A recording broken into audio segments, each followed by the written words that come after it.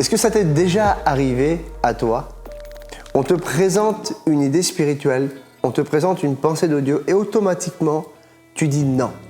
Ça ne vient pas de Dieu, c'est pas possible, ça peut pas être dans la Bible, ça peut pas être inspiré de Dieu et ça ne peut pas venir de Dieu. Tu sais pourquoi?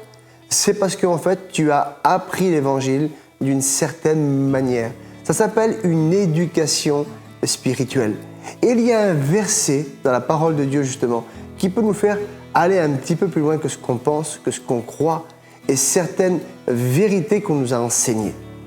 On trouve ça dans l'Épître aux Romains, chapitre 12 et verset 2. Ne vous conformez pas au siècle présent, mais soyez transformés par le renouvellement de l'intelligence, afin que vous discerniez quelle est la volonté de Dieu, ce qui est bon, agréable et parfait.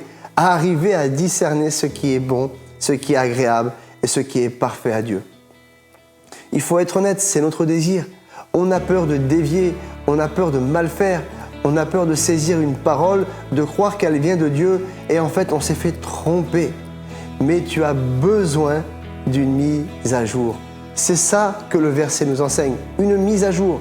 Le Saint-Esprit veut opérer une mise à jour dans tes pensées.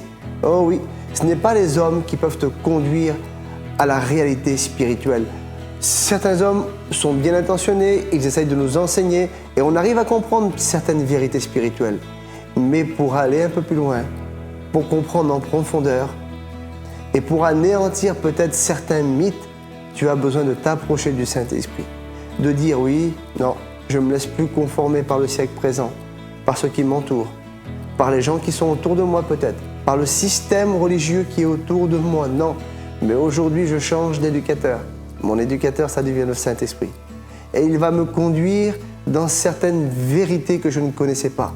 Il y a des choses qu'on venait vers moi, on me disait, vous savez, on peut accomplir telle et telle chose en Dieu. Et moi je disais non, c'est pas possible. Et bien le jour où j'ai décidé de laisser le Saint-Esprit me conduire, il y a beaucoup de choses auxquelles j'ai dit non, où j'ai été obligé de dire bah oui Seigneur, c'est vrai, cela vient de toi. Alors laisse le Saint-Esprit opérer une mise à jour dans ta vie et tu vas découvrir des réalités que tu ne connaissais pas.